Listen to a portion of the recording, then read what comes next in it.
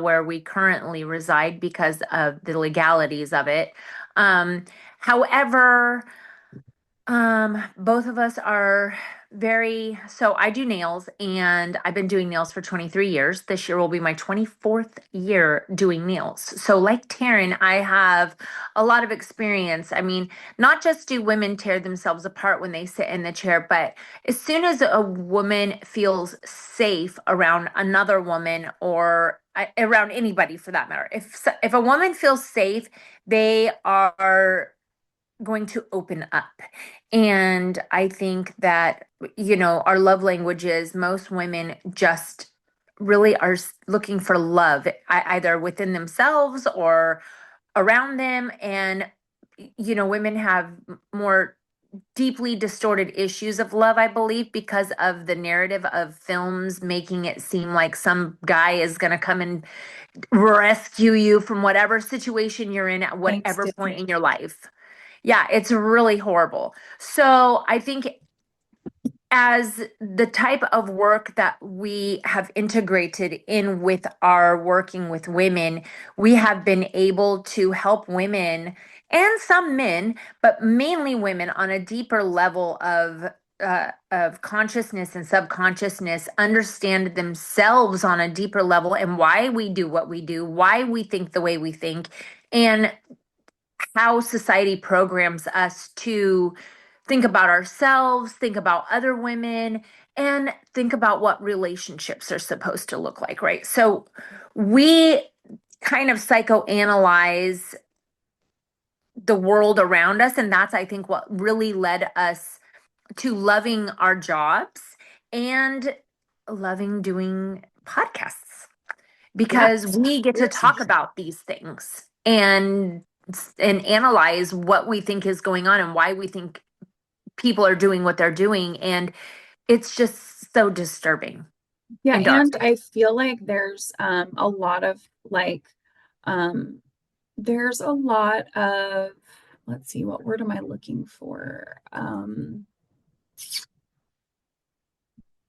I think that there's just a lot of like growth in consciousness that comes along with talking about really uncomfortable things. And I will Yes. say conspiracy stuff is like, so most of it is so uncomfortable. And Hmm. Hmm. it's something that you're just never gonna get an answer to. Like you're really never gonna get an answer to. And so like just having conversations around it, I think is kind of interesting, and it just promotes curiosity and thought. Yeah. And whether it's, it's I feel like it is important to not spend too much time there. You don't want to Yeah. start putting like oil on your windows and shit. Yeah. But like it's interesting to talk about, and there's nothing wrong with talking about it. Like I think like No. conspiracy, oh, you're a conspiracy theorist. It's such a negative thing in our culture, or it has been.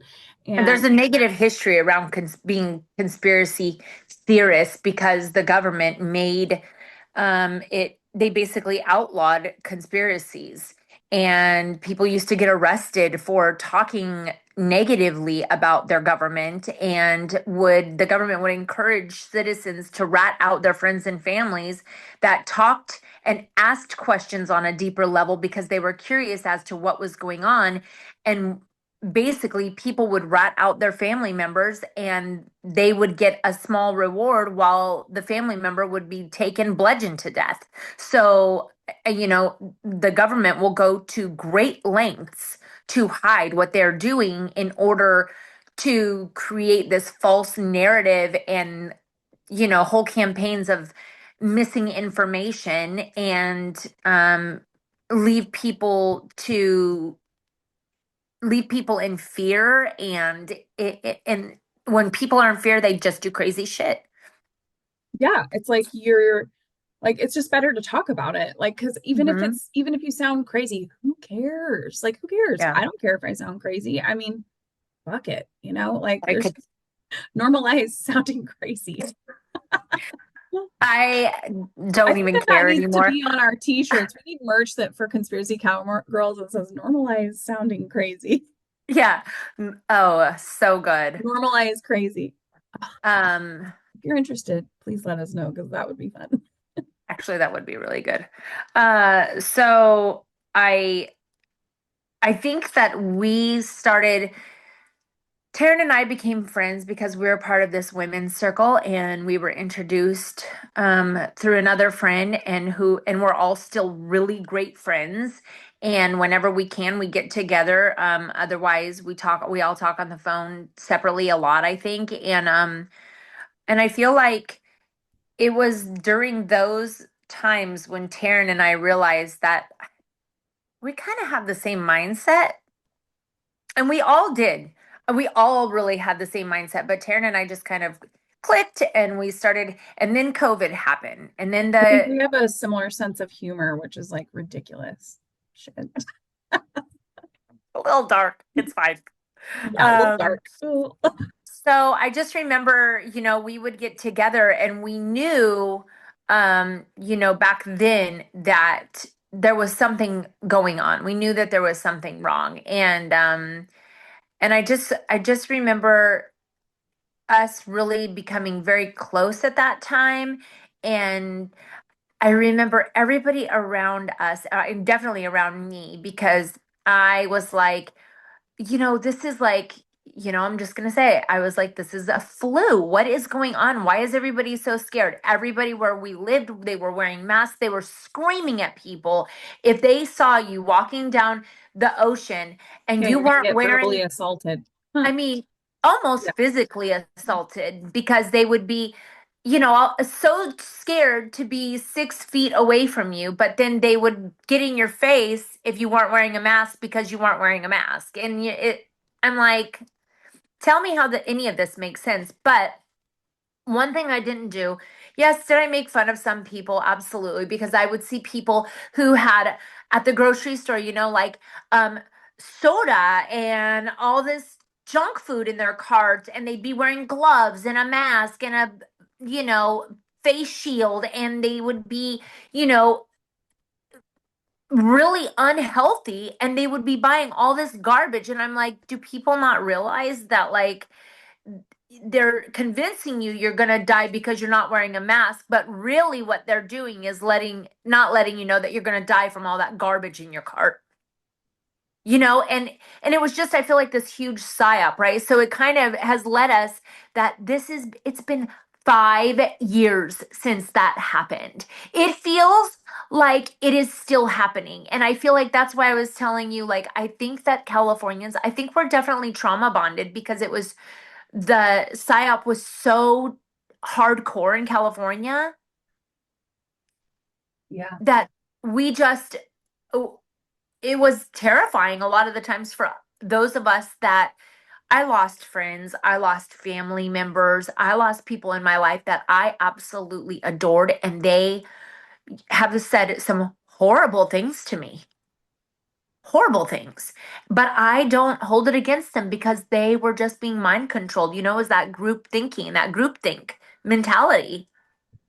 Yeah, it's important to, and I think that that's like another reason why I like conspiracies so much. And there's some groupthink for sure that goes along with conspiracies, 100%. But like, Absolutely. I also like, I think yesterday I sent you a link and it was like, I was laughing so hard because it was saying, is the breakfast portion of the meal a conspiracy? And I was like, oh my God, this is fucking hilarious because like you can literally make anything to a conspiracy, right? Um, but interesting. Um, What's out there? huh? What's out there? Police officer. Oh. Uh-huh. Yeah. So, uh, yeah, interesting. I got sidetracked. Sorry. Don't be Um, sorry. I can't I, wait to hear about it. I think that, um, I don't know. You're gonna have to take it. I totally You lost a full train of thought. full train of thought. So okay, so yeah, I just think that the groupthink mentality, the mass indoctrination of a theory and or any subject really, you can probably, I mean, there's a Google patent on, mass hypnosis, of hypnotizing large groups of people all at once. And they've done studies on it, and it's a thing. Unfortunately, it is something that happens a lot more often than not often. So with all of this being said, there has been, so during the pandemic, there was a social media app that tended to take off, right? And that was TikTok. Hmm. TikTok got its leg and it just blew up. And I think it's like everybody who was afraid to, I mean, people were afraid to talk to each other. People were afraid to be in the same space as each other. People were, Isn't that interesting how it started in like 2020? I don't know exactly when TikTok started, but I know in 2020 it took off. Maybe we yeah, can look and see exactly when TikTok I'm gonna do started. it right now. Okay, but I don't like, and then, TikTok was just blowing the hell up. And, but they're making it look like right now the departing administration was is the one that's cutting TikTok. That's what they're making it, positioning it as. And they're kind of positioning it so that, like, it kind of looks like, in my opinion, Trump is going to come in and save it. That's what they're kind of. I saw something today. If you're not on the conspiracy subreddit, you should get on it if you're into conspiracies, because I fucking live for that shit. And today I was on conspiracy Reddit because I'm just like, I need to see what everybody's talking about. This is a crazy time. And uh it was about how they're trying to kind of position it so that it looks like Trump is going to come in and save TikTok, and like save the day and save, but it's kind of like, if you look at, like, there's a lot of that right now. And I just find that interesting. Like, why are they kind of like, they literally overnight, like after the election, went from like Trump hating everything, and now they're kind of like putting him in this light of like he's like this hero that's going to come in and save everything. I find it interesting. I don't know what that is, but oh, It's a Nikolai from Left Behind. The savior is coming. But he's coming in as a false hero. Anyway, so okay, so it seems as though TikTok surpassed 2 billion mobile downloads worldwide in April of 2020. It became popular with teenagers in November of 2019. It started gaining popularity in the spring of 2019, but it really started taking off in November of 2019, which is interesting because isn't that when the first cases of COVID were starting? But nobody knew what it was. So people were at home, not feeling good, probably downloading apps, but TikTok was Musically. I believe that Musically was what TikTok was at first because we went from what Musically is. Vine, huh? What is Musically? Musically was like TikTok, but it was more so Vines. You Mm. remember the Vines? Yeah. Okay, so it would just be like short bursts of funny videos, right? Well, that started the whole attention span situation, right? Where people they don't have an attention span past 20 seconds. I mean, even me, I sit and I'm like watching a video and I will look down to see how much time I have left to watch till the end of the video. And I'm like, God, this video is so long, but I will purposely watch it to the end so I don't just scroll because I'm like, I can't do that. But okay, I, so basically, it became February of 2020, it just completely took off. And that was with the 21 and up. Before, it was just really mainly teenagers. Mm. I mean, I remember seeing it after it became TikTok, and I was like, what is this teeny bopper app? Like my kids were teenagers then. They all had it because they all had Musically. So then I started like, oh, but what's interesting to me is that it got popular in February of 2020. And this is something that is always shocking to me is that when people were at the peak of sickness during the pandemic after lockdown happened. And in March, the lockdown happened. And then April, May, June of 2020, that's when you go back and you can see all the nurses dancing, doing dances in the halls at the hospital, doing TikTok routines and shuffling.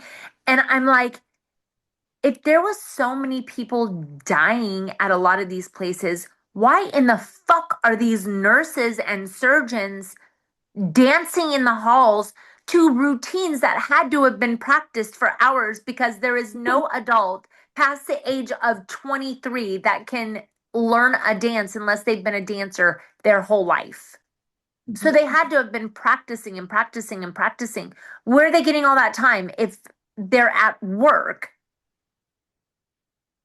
working hour after? I mean, I don't know. It's just something that I always thought was so weird and just kind of dark. Like, Yeah. we have all these people around us dying, and we have this app where doctors and nurses and surgeons are, doing trending TikTok routines. Yeah. So weird. I was like, what the fuck is happening? Hmm. Like, what is happening? It's cognitive dissonance, right? 100%.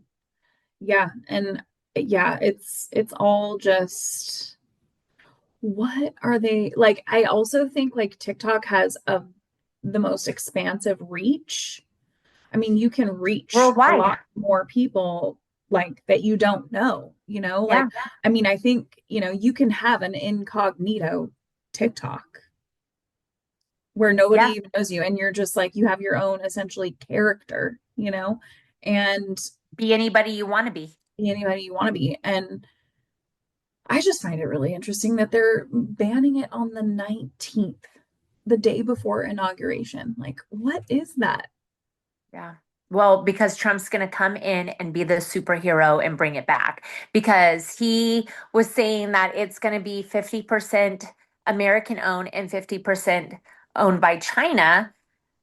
And so he's going to The come guy who in. started it is from Singapore. That's interesting. The guy who started it is from Singapore. He's not, Yeah. I don't believe he's Chinese. I believe he's from Singapore. That's interesting. Well, I don't know. I think I so. could be wrong. I'm gonna look at that. I heard um an influencer talking. Well, I want to talk about this real quick. Hold on. So everybody started with all the influencers on TikTok. I feel like this is the first time people became like big time influencers. What was that girl's name? What was her name? She was on YouTube. Jenna, she was, I feel like, the first big influencer. Hmm. Let me see. Jenna, no, no, no, no. Jenna, what is that girl? Okay, I'll figure it out. Jenna Marbles. Did Oh you ever yeah, know? yeah, yeah. Did you I've ever heard about. find her? Okay, she's hysterical, and I really feel like she was like the first big influencer. I could be wrong, but the first big female influencer that went from YouTube. She was on Vines, then she went to YouTube, and then she went to TikTok. And she was hysterical, right? So, um, she look at 1.8 billion video views worldwide, Jenna Marbles. Um, And I feel like TikTok made the first real